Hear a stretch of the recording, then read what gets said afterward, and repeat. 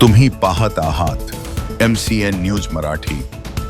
अनुसूचित जाती जमातीबरोबरच ओबीसी समाजाची देखील जातीनिहाय जनगणना करण्याचे केंद्र सरकारने जाहीर केलं आहे। या संदर्भात 22 जानेवारी रोजी राजपत्र जारी करत जनगणनेसंबंधित 33 सूची जाहीर करण्यात आल्या आहे।